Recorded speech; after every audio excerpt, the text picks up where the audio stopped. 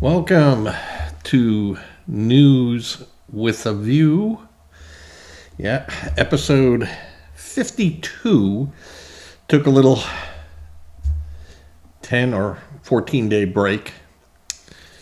Needed some Western relaxation. So, went away.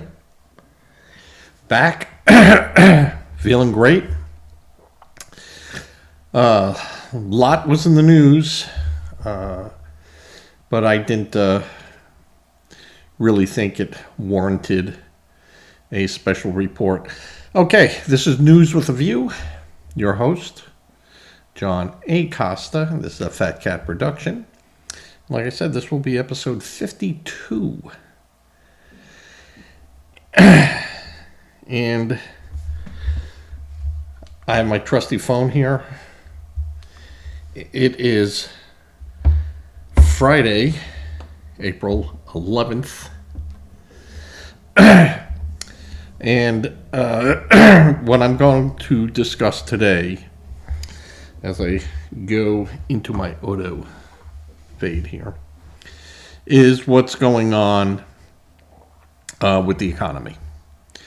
And to be truthful with you, there's nothing going on with the economy right now. You hear a lot of talk from the so-called experts. I'm going to put this up over here. The so-called experts that keep on saying that, this is a disaster. In our history of having a stock market, it has always recovered, no matter what. And when it has recovered, it has been even stronger. The problem that people are having with the tariffs really is that people don't understand what the idea of the tariff issue was. And that was that, look, we're just going to take a friendly nation, Japan, who is allowed to sell everything here that they produced. But we were barred from them importing stuff that we had. And the stuff that we did export to Japan was heavily tariffed. To ridiculous amounts. And that's always been the deal. The deal.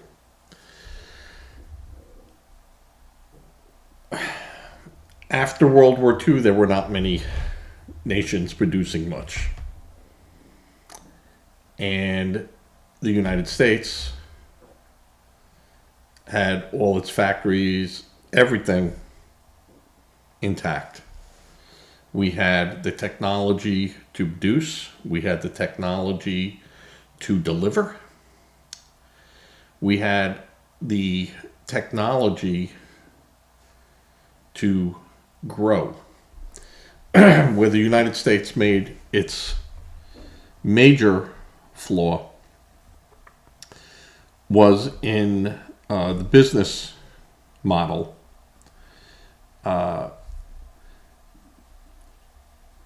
They looked at the pure profit aspect of a business, which makes sense. I mean, you have shareholders and they want to get paid, and you have owners, the companies that want to make as much as they could possibly make.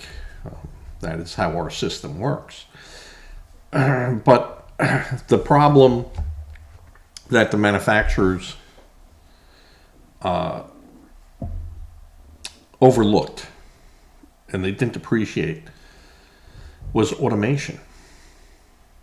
And for them to retool factories and to stop production and come up with automation, their competitors who maybe didn't want to do that then would have a market, and they had the people working already, and hey, we don't need automation. We just pay them some money. That's it. I don't have to automate. I don't have to do that. I don't have any competition from overseas. So, we can just roll along as business as usual here. And that worked up until about the beginning of the 1960s, where Japan had to rebuild all its industry and had to start from nothing. Remember, we obliterated Japan, its industrial might, Germany too, to a great extent. So when they were rebuilding their factories, automation was a key factor. Just like, you go and you look at their cities and you look at their infrastructure. Excuse me. Pollen here is terrible, but I'm feeling good. What they did was they embraced the technology and they integrated it into their society. They integrated it into their laws for businesses and unions and things of that nature, where the United States did not. So when cars started to be produced in Japan, and everyone laughed, you're going to buy a Japanese car, or a motorcycle, you're going to buy a rice burner, a Toyota, a Mitsubishi. Didn't they make the airplanes that attacked us? But businesses, and mostly the auto industry, didn't quite get on board with the idea that, hey, what took an assembly line of 300 people, or the people behind the assembly line and things like that, where you needed tens of thousands of people to produce these automobiles. Toyota was doing that with 23, 24 people and selling the cars at $1,900. And they were good enough cars for the time, just like the Volkswagen Bug. What was that, $995 or something? When an American car was going for $1,600 or $1,800. And if you're just using it for a station car or a city car, what did it matter? And America started to lose its edge on it. But the big factor is that selling cars overseas, they ended up making tariffs because they didn't want to compete against themselves. They had Toyotas they were selling there and stuff, but they didn't. America could produce a substantially better vehicle, and they didn't want to have to compete with that, so they put tariffs on. And as their technologies advanced in making a better engine, a better car, a bigger car, it started to affect, the big three automakers. And by the time they started to try to think of automating their assembly lines and computer-assisted engineering, it was already too late. The toothpaste was out of the tube and they couldn't get it back in. People were buying these vehicles, and then, of course, other manufacturers. Remember the cheap Japanese televisions, the cheap Japanese radios, and toys, and the tools. But everything started to improve. Now the same was going on in Germany, but Germany had a different market. They still had a market in Europe that they could start selling to.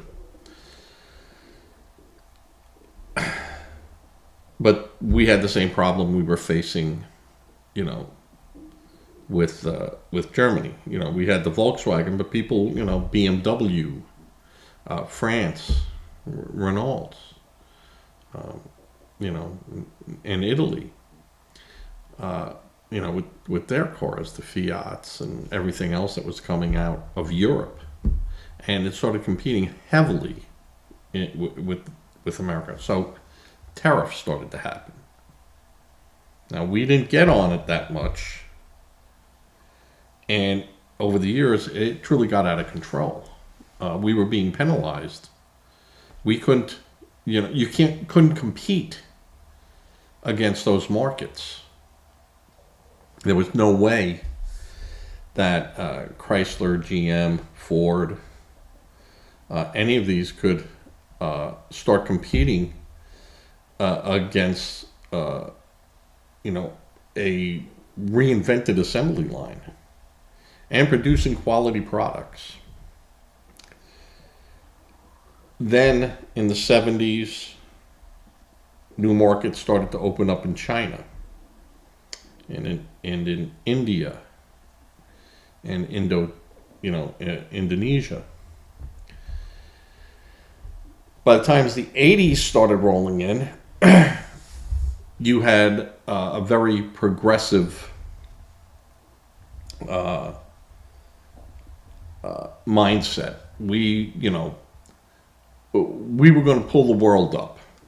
You know, that was always the idea. We were going to build the world up. And, you know, NAFTA, which was a Republican deal, signed by a Democratic president who was really bent over. But you got to remember that Nixon opened up China. Ronald Reagan. Not so much Bush. Because already by this time we started seeing, hey, we're losing, you know, a lot of manufacturing.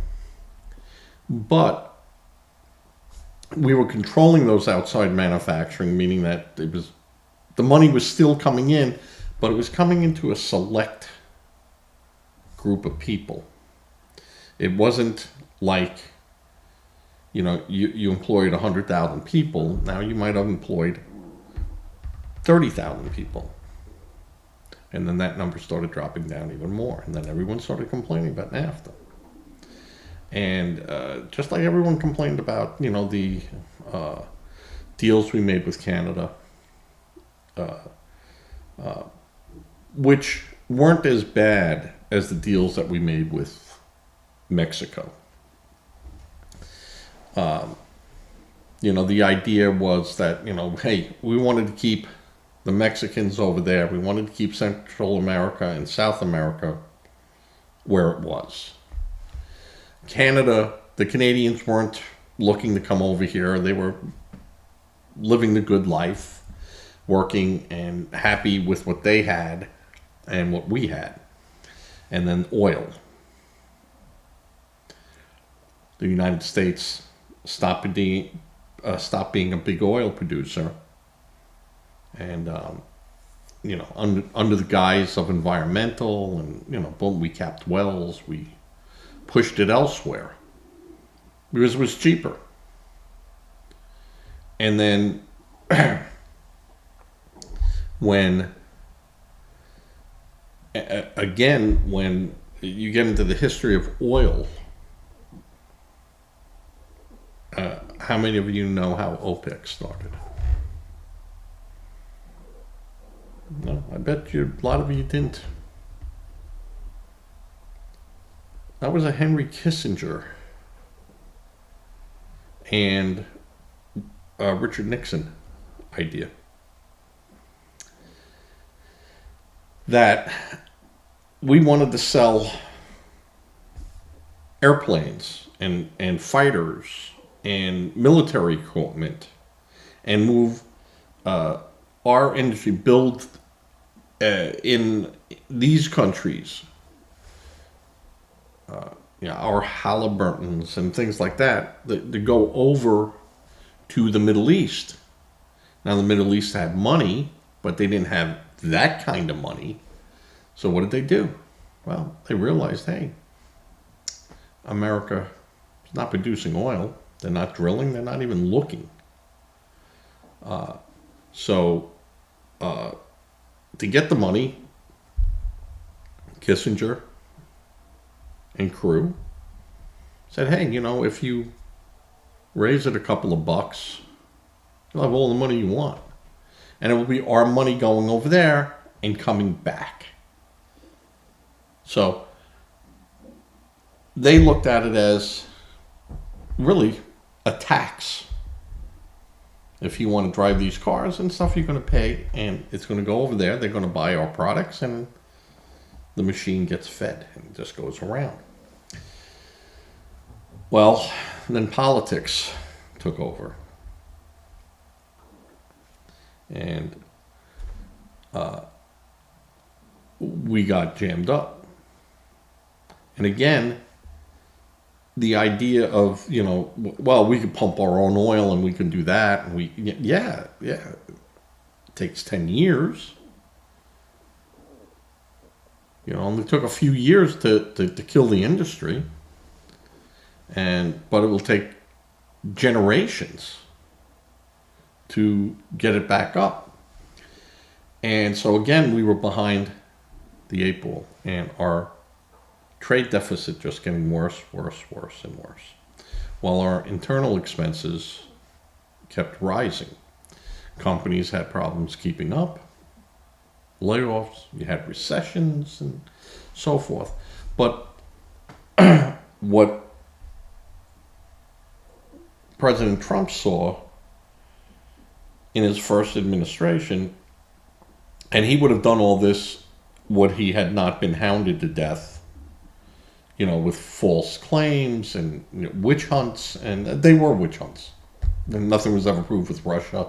The 15 months of the Mueller stuff took 15 months away from Trump doing his job, and that's exactly what the Democrats wanted to do. And then they got mush for brains Biden in there. And, we started with the COVID, and the COVID was real, and there was no denying, you hear people, oh, COVID was fake. No, COVID was very real. Now, the reaction that we took with COVID, that's going to be a debate for many a year to come. And how we reacted to it, and how our government knew things that didn't tell us. And, when Trump tried to say, hey, this came out of China, we're getting intel here, and, of course, oh, how dare you, and then you find out now that they knew. And it was just easier to take the money from China for these Democrats, and a lot of Republicans too. I just don't blame the Democrats. Money knows no party. So we are now paying the price. And Trump is saying that, hey, if we're going to survive, if we're going to bring businesses back here, and businesses didn't want to come back here because they were still getting great deals in China and in India and in Vietnam. And not even good deals in Mexico. I mean, when you couldn't build in Mexico because you could do it cheaper somewhere else. Yeah. Wow. So it wasn't working.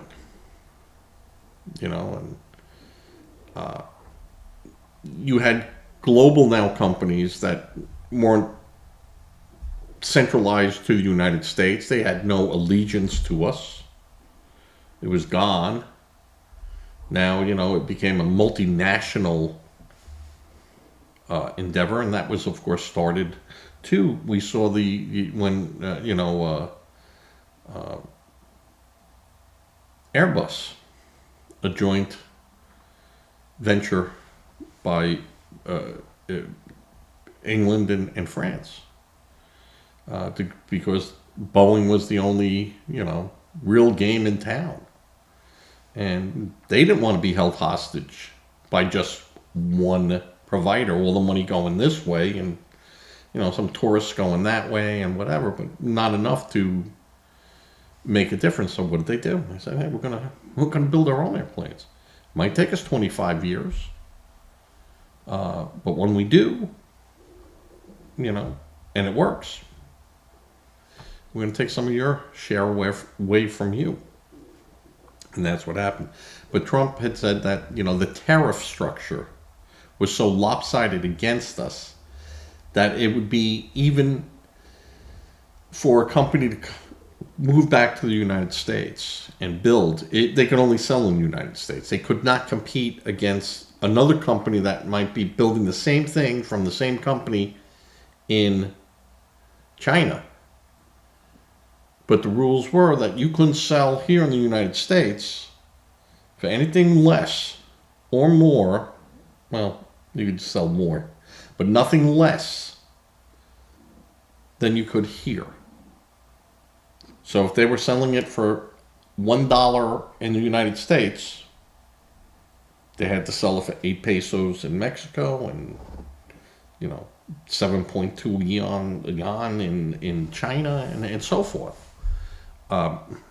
They couldn't undercut us. And that became a problem for them too. They go, well, I can build this for 32 cents and sell it for 80 cents. All right, I'm not getting $1, but I'm still making a lot of money over there. I'm not being restricted. I'm not being jammed up. I don't have to build a factory over, I got it all there. Why, I can get $1 from you. So I want $1. And a lot of politicians look the other way. And Trump, being a businessman, he's not a politician. But what the Democrats did to Trump made him a savvy politician and a savvy businessman. And the tariffs. Trump will raise it 1,000%. And they'll raise it 1,000% on their side. And nothing will get sold, and they won't make money. They will not have a product. And eventually, both sides come to the table and go, hey, this isn't working for you. It's not working for us. So it becomes a problem. And the only way to correct it is by addressing the elephant in the room. And that's the tariffs. What Trump did last week, where, the markets reacted, he showed them. I can squeeze it and I can let it go. And I really didn't squeeze that hard. Let me show what happens when I really squeeze it hard. Because he knows history is on his side. The market will recover. In the short term, yes, there are people. If you were going to retire, in July and take your 401 that was in the program and so, you might want to reconsider. And for those people, yes, that there is an effect. You don't lose any money until you sell. You lost nothing till you sell. So, someone who's 45 years old in this market, you'll recover. And it will take years. It won't take years. Historically, It doesn't take years. It might take an election. It might take 4 years, but it's not going to be, 30 years or 20 years or even 10 years. The markets just don't work that way anymore. You could look at the cycle of the stock market, and you had ups and downs like this, and now you have up, down, up, down, up, down, up, up, up, up, down, up, and it's like having an AFib where there is no uniform pulse to it, because you have so many outside factors now affecting the market. And for the most part, the market is governed by industrial trading and institutional trading. It's not, mom and dad traders, which makes up proportionately a very small sector. So the average American that is not really in the market, except if you got a pension plan or a 401 or a self-directed IRA. You could definitely be affected. But the length of these type of inconsistencies in the market are of a much shorter duration. Things happen quickly and they resolve quickly, and then they, something else comes onto the screen. And you have other people, if you've invested in gold, let's say in October of 2024, where even if you bought gold, you did very well. Your return is, more than 30%. So a 30% return is phenomenal. Now, if you bought futures in gold or silver, you did very well. You did phenomenally well. But again, with futures, you're either in it the whole way or you're not. And it's a huge risk factor. Not everyone wants to play future market. I mean, it's fun to look at, and it's fun to go, wow, if I would have done that, I would have. Yeah, well, you've also, could be working till you're 90.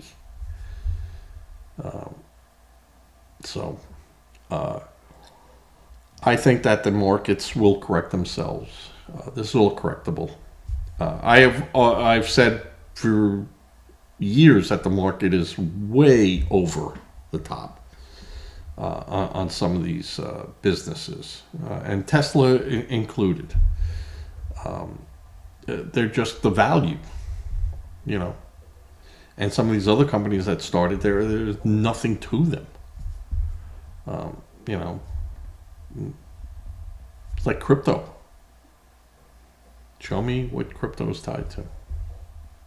And I realized my son begged me to buy crypto, for $5 or $10, and I go, I'll take it to Vegas. I'll put it on red. I got a 46% chance with crypto. What, do I get a coin? What do I get, like Scrooge McDuck? And what do I get? Who manages it? How do I get it? Who guarantees it? I still don't get crypto. And, you got President Trump now, he started crypto and he's doing all this. Because it's just a means of hedging money. You're hedging money. Now, you have to have the money to hedge it. Any person that has $40,000 or $50,000 laying around, I tell, and I'm not advised, do not take anything I'm saying here as business advice or investment advice. I'm not. But I'm just saying that unless you have hundreds of thousands of dollars that you could lose in a day. I don't know. I don't know. The risk or the reward. You know, do I take that $400,000 and I put it into, I was getting 5.3% guaranteed on my money, backed by the government. And, okay. Yeah, I realize inflation and everything else, but, now I got the inflation and my Tesla stock went from $480 a share down to $282 a share. And I still have inflation.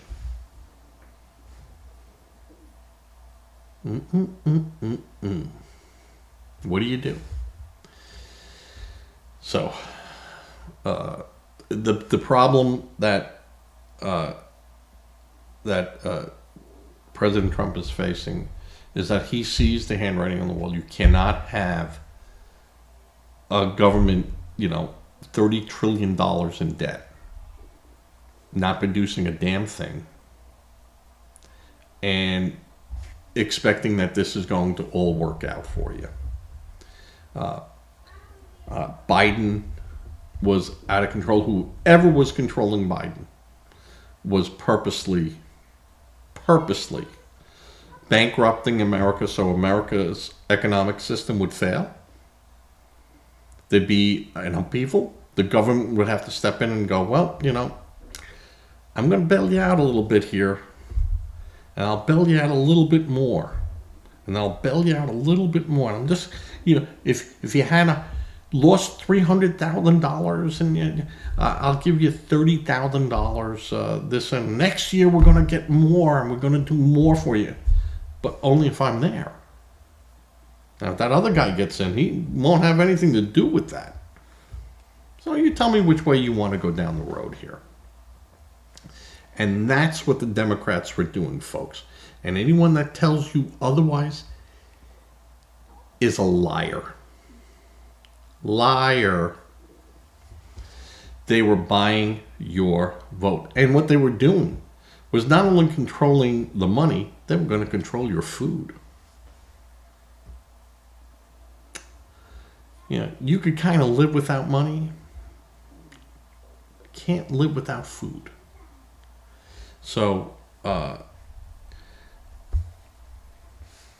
very leery of your AOCs, your Bernie Sanders, and your Democrats in general. I don't think they can be trusted. I think they lied. Schiff,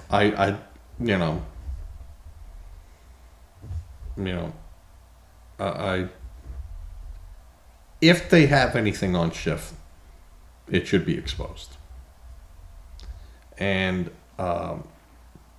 Schiff has already been censured as lying and stuff, so he's already tainted.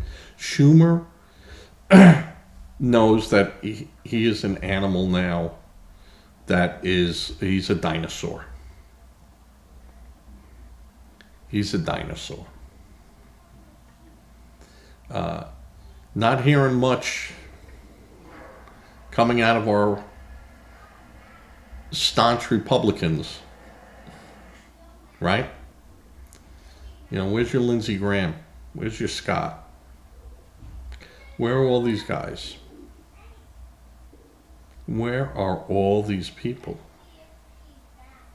that are allowing the Democrats to just spew out all their garbage and not say, hey, this is garbage? And some of the concerns that the Democrats have are true concerns. I get it.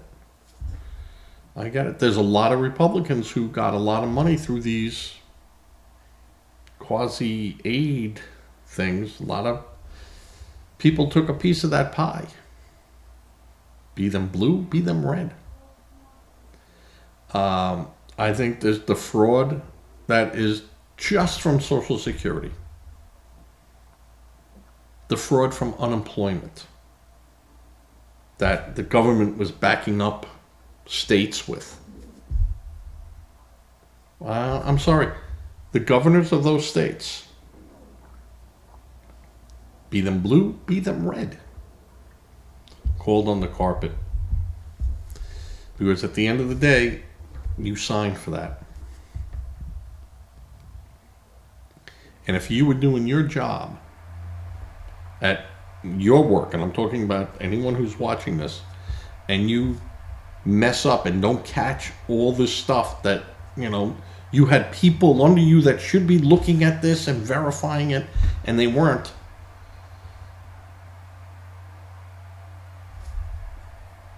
You're gone too.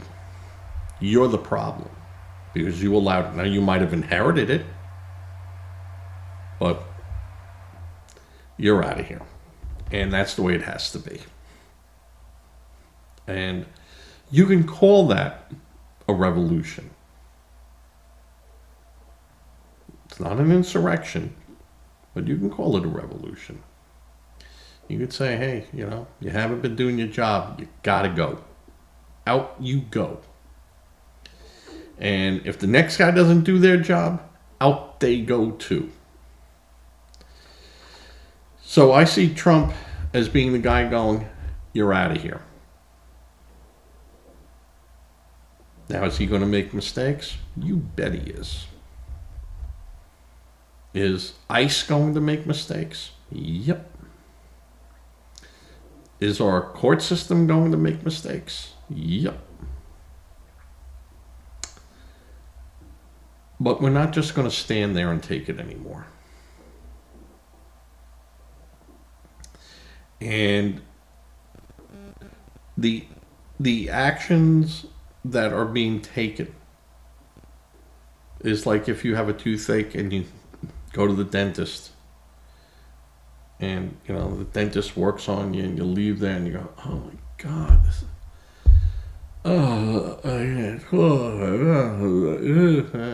and 2 days later you're feeling better and that tooth's not hurting anymore, and after a week you're like, all right, yeah, I'm all better. Sometimes when you're hurting, you might have to hurt a little bit more to get better that much quicker. So, that's important. And you got to look at it that way. You got to, and I think Trump had said it, sometimes you got to take medicine. And, a spoonful of sugar helps the medicine go down. Might not make you feel any better. And some medicines that you take make you feel lousy. But if they work, you're going to feel lousy for a short period of time and then have a much greater experience later on. And we have gotten used to instant gratification. That I turn the switch, I want to see a result immediately. And the way our economy now is intertwined into global economy, and it's really taken away from us, our impact on it is not as big as it was in 1960 or 1950 or 1940. It just isn't. And Trump is trying to look at ways of getting some of that stuff back here, or at least making the field level, so that if you're going to sell something in your country for $1, you sell it over here for $1. And if we sell something over here for $1, we'll sell it for $1 in your country too. And equal trade. You don't hold us back, we don't hold you back. And that's a true global economy. Not, you can come in here and you can sell whatever you want, and I can't sell anything where, no.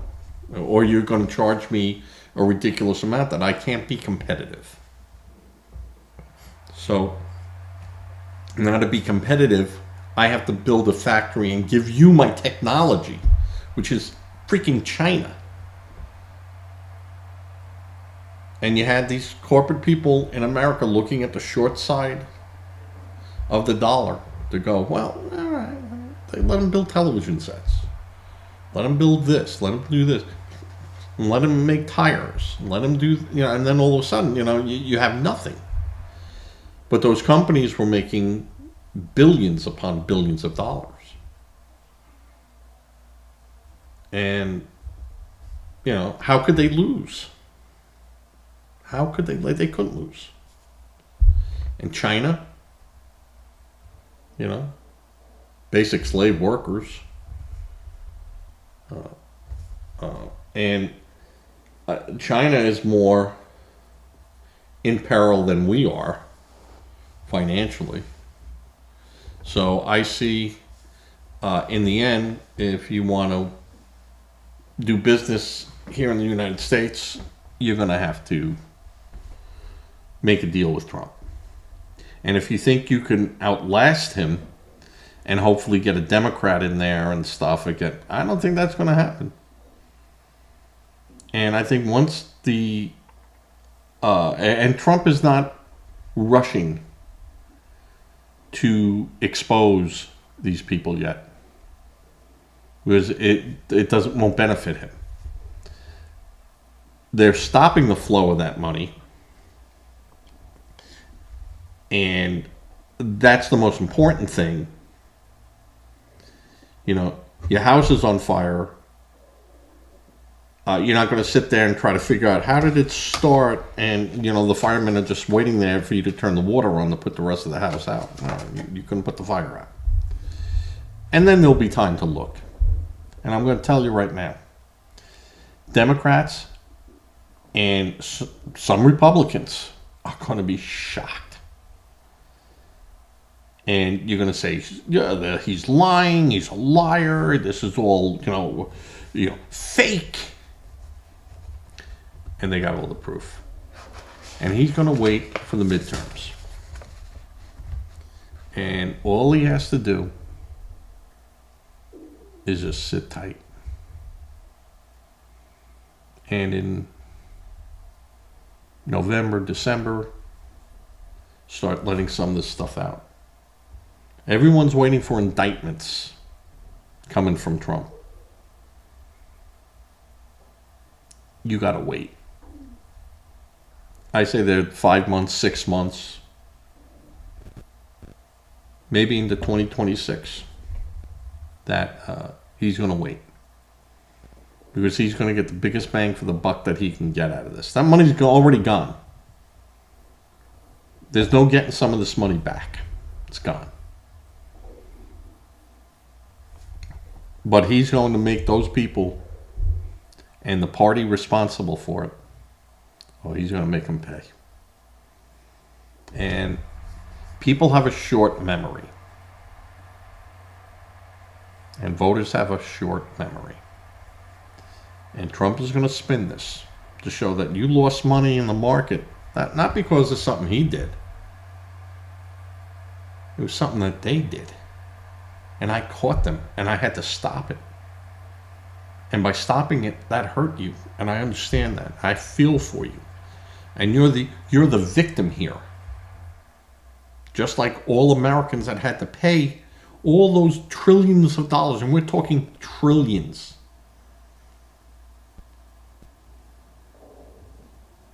Was because this guy, this guy, this guy, this guy, this guy, this guy, this guy. And they're going to just go down the list. And you're going to have Democrats that are going, I don't support that. I'm a Democrat. I had nothing to do with that. You know what? That's not going to matter. Your brand is going to be tarnished. And personally speaking, I think that you have to change your whole brand. I think your Schumers, your Pelosi's, you allowed your Sharptons and these other people to take control, and your AOCs to take control of your party. The LGBTQ getting their 100% say on things instead of an equal share. They didn't get equal. They got more. Everyone should have a voice. Doesn't matter. You're citizens. You get a voice. Some of those voices had much more carrying power because those people in those groups were able to get their people to protest in front of a Disney, to get in front of a Coca-Cola, to get in front of a Pepsi, to get in front of a Ford, or GM, or a Tesla. None of them are buying a Tesla.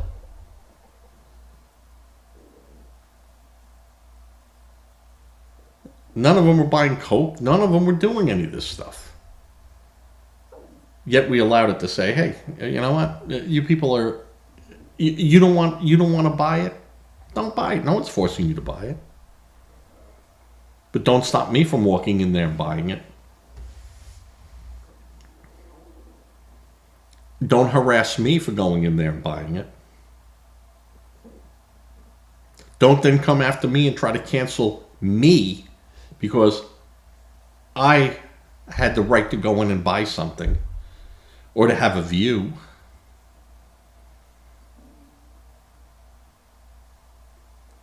And Trump will get around and turn this all back around. And you wait and see. And you Democrats are going to look pathetic. Even more pathetic than you look now. Your only hope, Democrats, get on the bandwagon with Trump. Some of them are doing it. Some of them are doing it. Some of them are going, "Hey, you know what? Instead of fighting that riptide, I'm going to swim with it and then maybe swim back to shore. Because if I fight it, I'm drowning and that's it. I'm gone." And Democrats, you must get on board with Trump. You don't have to agree with, you don't have to be locked in step. I'm not locked in step with Trump. There's a lot of things that he has, suggested that I go, "Nah, I'm not comfortable with that. No. Nope." But there are also a lot of things that I sit there and I go, "Yeah, no," because that makes common sense. There's things constitutionally. And you know me, I'm a big constitutionalist. That I say, "Hey, you're going to have a problem with that." And you should have a problem with that. And it should be called out. And, let's ask the robes. And again, the robes have come out on things that did not support Trump's agenda. And that's what you want. You want a court that is objective. That can look at, and remember, the Supreme Court doesn't make the laws, folks. They just interpret it against the U.S. Constitution. If it can't be tied or threaded or follow the dots into the Constitution, it's not a federal problem. If the state wants to do that, it's not impacting the Constitution, it's not impacting all the citizens, you have a good day. You have no dog in the fight here. And I think a lot of people forget. A lot of people forget that they think that, it's the Supreme Court makes the laws. They don't make any laws. And the idea of an executive order from the president, that's a failure of Congress. That is a complete failure of Congress. Be it blue, be it red. But you also can't scream when the House is red and the red go and vote and they get it in, and you have Democrats that cross sides, and you also have Republicans that cross the other side of the aisle. My thinking would be you can never have more than 50% of any of the houses. There's no tiebreaker. 50%. And if you want something done, it has to be done through bipartisanship. Executive orders by the president should only have 10 in his 4-year term. You get 10.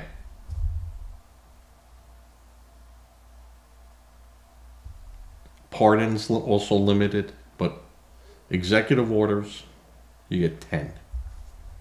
Choose wisely. Choose wisely on the executive order. And a president that loses an election, after that election date, you can't use executive order anymore. You could pardon. That power, I say, fine with. You could pardon. But you can't use executive order to undermine the next administration. Be it red, be it blue. You just can't do it. That's not the way the game should be played. I'm going to take my marbles and I'm leaving the field. Taking my toys off the playground. Shouldn't be done that way. I know I get that. That ruffles a lot of feathers on both sides of the aisle. But I like common sense. Well, at least my common sense. I don't know about your common sense. Not common sense. Again, I was talking about financial sectors. I think we're in for a kind of rough ride.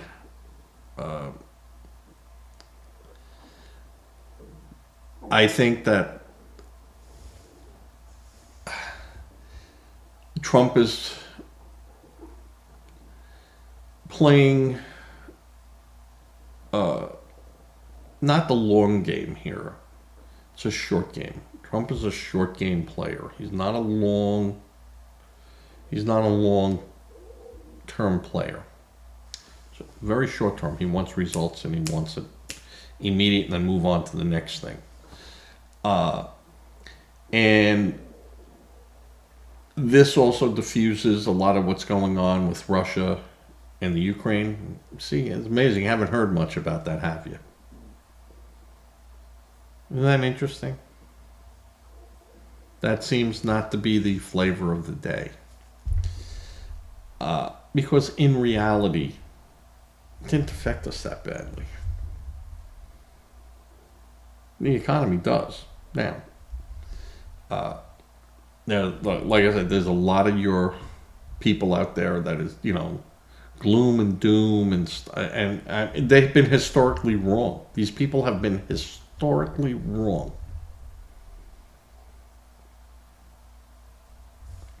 Because they're looking through like a prism. And it's your real long-term financial money people out there, your big hedge funds and stuff. Yeah, they call the shots.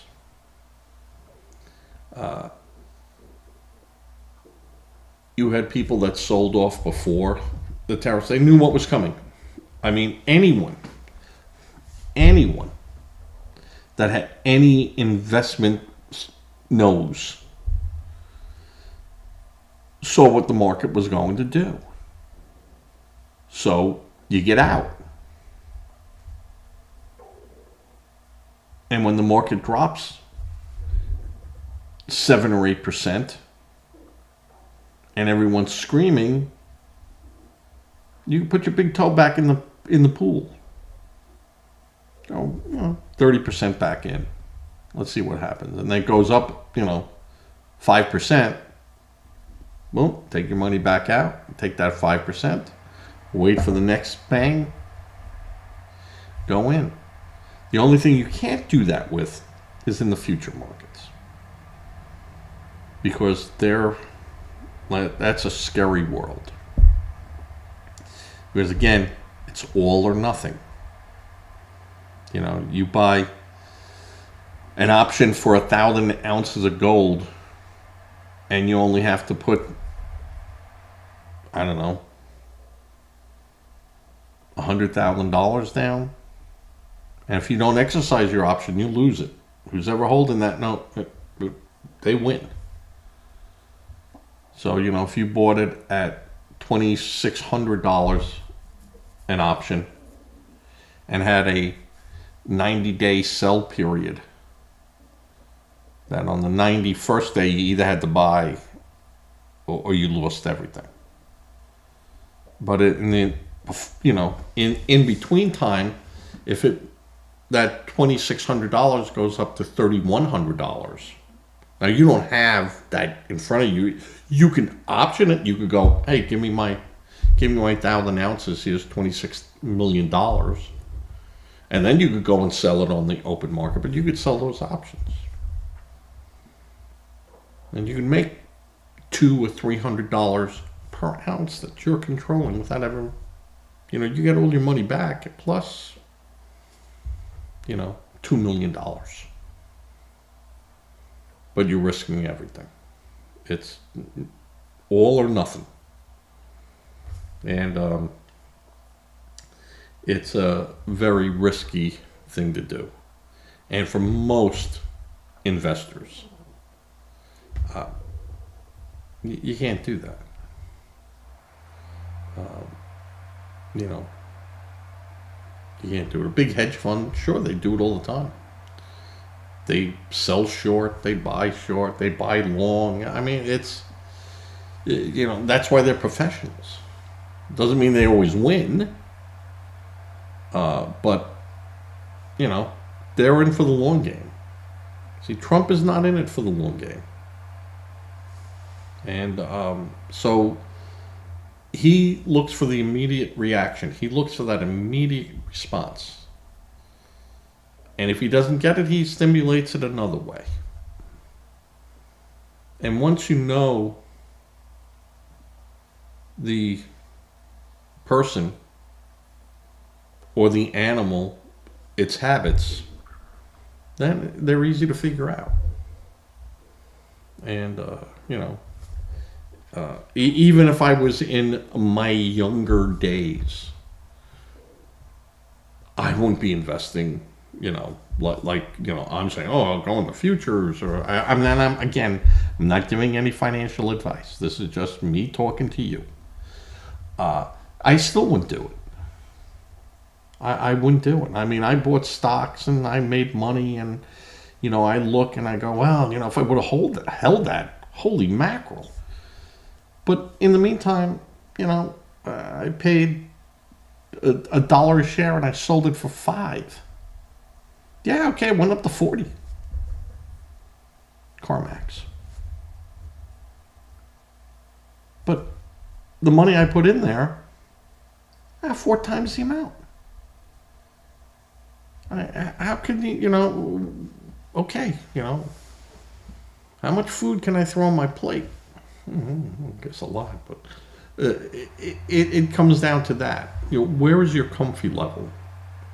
And again, most people that are screaming and yelling, they will be affected at the store. They won't be affected anywhere else. You know, and most of those people that are affected anyway, they weren't buying houses. They weren't buying new cars. Sorry, that's just the way it is. And if it does come down to that, then the market will adjust for it. The housing will come down and will make up the difference. Interest rates will go down. Part of Trump's idea was from the beginning, drive oil prices down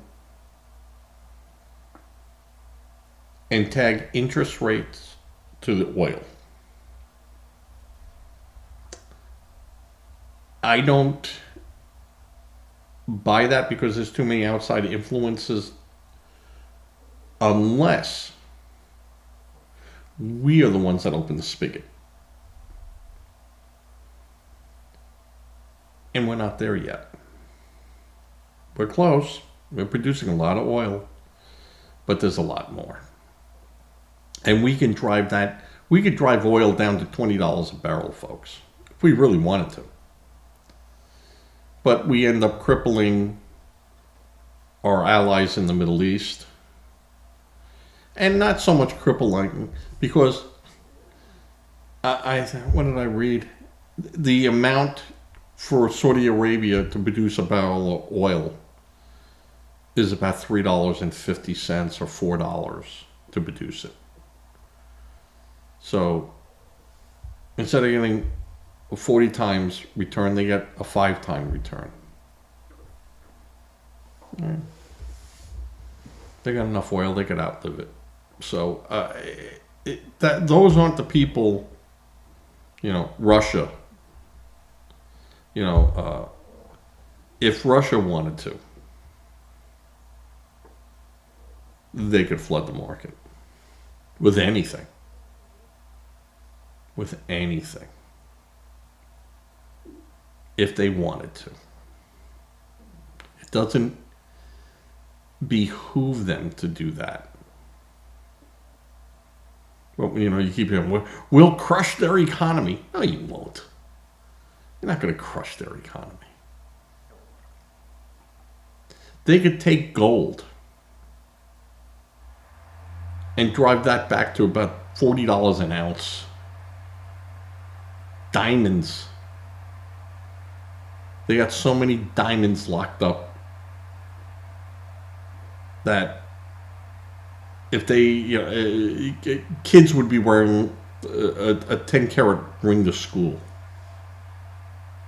So the idea of, we're going to crush a country like Russia, or we're going to crush a country like China, or, some of these other countries, Vietnam, India, you're not doing it. It's not happening. Not happening. All we end up doing is hurting our friends, and that's not what Trump is doing. But what Trump wants is hey, if you're my friend, why are you selling it over here, and with no tariffs, and you're charging me 100% on an apple I'm sending over there, and you're not doing that to Brazil, you're not doing that to Israel, you're not doing that anywhere else, but you're doing that to me, and you call me a friend. A friend is someone you can trust, who protects you, who protected you, who helped you. And it goes both ways. It goes both ways. I don't see England as being our friends. They want to do away with our freedom of speech. So I don't say they're the enemy, but they're certainly not a friend.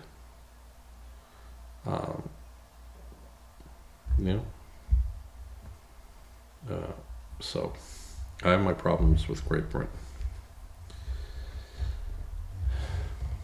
France, different story. I like France. The economy. I just tell people you have to sit tight. And I know it's hard. And I know it's difficult. And I know it's uncertain. But a lot of people aren't going to be affected right now with it. It could. You play with tariffs. It's nitroglycerin left alone very seldom goes off by itself. But push it along. But sometimes that's what you have to do. Because either I die in a big blow up, or, I starve to death. Either way, in the end, I'm gone. So I see what Trump is doing. I agree with what Trump is doing. I like the idea that he's not predictable. And, today I'm doing it. 3 days from now, no, you know what, I'll give you 90 days. And 3 weeks from now, he goes, yeah, I know I said 90 days, but you know what? Yeah, you people aren't getting the message. I was being a nice guy, and you're not being nice to me. So, and he's that type of person. And that's what makes him, and believe me, that worries a lot of countries. Because, you could predict a Trump. You could predict a Bush. You could predict a Biden. You could predict a Bush, Clinton, Obama. That was another story. But you don't know with Trump. You don't know. And people, oh, he's crazy. No, he's not crazy. It's just not predictable. He doesn't stay on a course. And if you remember the search for Red October, when the Russians submarine would just for no reason at all would make a turn, and it was called Crazy Ivan, because if someone was behind him, they couldn't predict which way he was going to turn, and then you get picked up. And that's exactly what Trump is doing. You think you know me, you don't know me. And your markets are not resilient enough to absorb the types of losses and uncertainty. Our market will come back. Always has, always will. It's just the way it works. And usually comes back a lot stronger. But some of these other markets that are controlled by the state and not free enterprise, not so much. Not so much. So, all right. So I am retooling the show a little bit, going more on commentary than going after news. But there's just so much in the news that I'm just waiting. I'm waiting for the Stacey Abrams things to break, and that's a big one, folks. And, I had wondered, and I even said that in a couple of my shows in November or before when I first started. I go, you haven't heard much of Stacey Abrams. What happened to Stacey? Is she all right? Is she sick? I don't wish her unwell. We haven't heard from her. And she was always a vocal opponent of, whatever. And then you find out she was getting $2 billion just to give out new appliances, like it was, Monty Hall. A lot of you people don't know who Monty Hall was, but we'll go, The Price is Right. You want to go. And now you find out that was all money just paid for her to shut up. Just sit back, buy a couple of GE ranges for poor people that don't have electric anyway. And, that's going to be a biggie. And that's going to be one of the first indictments, is Stacey Abrams. And others are coming. Wait till you see what's going to happen to Reverend Al and some of these other people. Oh, you Democrats, you progressives, you thought you were going to get away with it. And you have, you keep saying how, Musk is not getting along with Trump. Oh my God. You people, it's the news media, lie after lie after lie after lie. And anyone that believes your MSNBCs, your ABCs, your CBSs, you're nuts. You're nuts. Because these people are all liars. They lied about COVID, and they knew. They lied about Biden, and they knew. They lied to us all. And you could take everything else, as political and stuff. They lied about COVID. They knew. They lied about Biden's health. They knew. And they lied to us. You think I'm going to believe anything the media is telling me? I look and I go, I hate to say it. Fox News was more right than they've been more wrong. Whereas MSNBC and your Maddows and stuff and some of these other people, and you look at, Jim Cramer with investments and things like that, and you got to start questioning it. You got to look at the value of it. You got to, your CNN's, some of it is just so wacky and out of control, and yet they're holding on for dear life with some of these people. And I think news was always a great source for the networks, because it was not gold but sterling, and it was something that they could look at and proudly go, some of our shows might stink, but if you look at our news, it's, we get it out to the people and we get it to you, and it's consistently accurate and good. And can you really say that today? Can you really say that about the news? And this goes Fox and everyone else. Can you honestly say you are getting news, or are you getting a biased, agenda-driven media? And that, like I said, goes for Fox too. I put them all into the same category. Yeah, and you look at them and you go, where's this going? Where's this going to head to? And I don't trust them. I don't trust them. I don't trust any of them. And that's sad.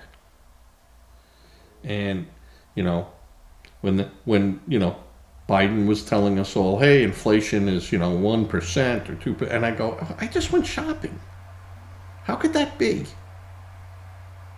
I just went to buy car tires, and they're $275 for a piece of crap tire. It's not even a Goodyear. And you're going, I used to pay, for 4 tires, $300, and they were Goodyears. Maybe $496 a tire installed, and and I get it. Prices go up and everything goes up. I get that. I understand that. But you can't tell me that inflation was 1% or 2%. Where the F are you living? And even with Trump's numbers, we are still seeing inflation. And inflation is a very hard wheel to stop, because you got to get to the root of the problem. And Trump is saying, well, if I get the energy costs down, then everything will kind of trickle down. Fractionally, very little. But I realize that everyone tacked on to the cost of the fuel. So everyone started adding their payload to it. But if we're not producing and we're not stimulating and we're not owning the land on our food that is producing our food, we have a real problem. There are what I call the 5 essentials. Our utilities can't be owned by an outside source. Our energy production cannot be owned by an outside source. Our pharmaceutical cannot be controlled from anyone but us here. Our medical equipment here. And our infrastructure. Our roads, our bridges, can't be owned or controlled by anyone but America. You could sell buildings. You could sell houses. I'm fine with that. You want to come in here, China wants to buy a big building. You know, that's fine. You can't control my electric, my gas, my utilities, my water. You can't do any of that stuff. That's all owned by American-controlled companies.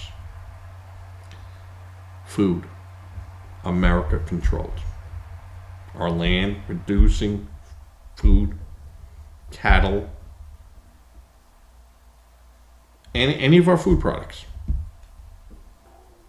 China should not have been allowed to buy, our hogs. Smithfield should never have been allowed to do that. And Smithfield did it because they were in trouble in North Carolina because of the pollution caused by the pig storage areas that all drained into the water and ruined everything, and there was a lot of problems there. And they got out, when China was shocked, when they walked in, they said, "We give you $1 billion." They walked in a room and go, "Yeah, we'll take it." They were like, "Well, really?" And yeah, that deal was done. And now they have to clean up the mess. But in the meantime, we lost control of pork. And China, looking for their own concerns, looking for secondary and sources for there because of pig virus, swine virus, all this other stuff. That, hey, they're going to feed their people. And that's the way that country should be. We should feed our people, and you feed your people. You figure it out on your soil. Not here. Not here. We'll gladly sell you pigs, and chickens, and apples, and oranges, and pineapples. We'll do that all for you. But you're not owning it. You got to buy through me. And then if you want to charge me a tariff on that, anything that you want to sell over here, well, we're going to tag that. So that's why tariffs they work in only protecting certain sectors. But for the most part, if you're a free economy, tariffs don't work. We're a free economy. But those other countries are not free economies, yet they're getting a free ride. Not anymore. So, all right, give you something to think about. I will probably have this show up sometime late tonight, the 11th. It's already like 8 o'clock or whatever time it is. Oh, 9 o'clock. This is way too long. All right, everyone, be safe, be well, say a prayer. Prayers work. Give to a charity if you can afford to do it. I realize charity begins at home. Give to a registered charity. That charity won't come to you. You must go to that charity. Do not be a victim helping a victim. Makes sense, right? We're all about making sense. Even for you, Bob. All right. With you all. With that, I hit my magic. Fade to black.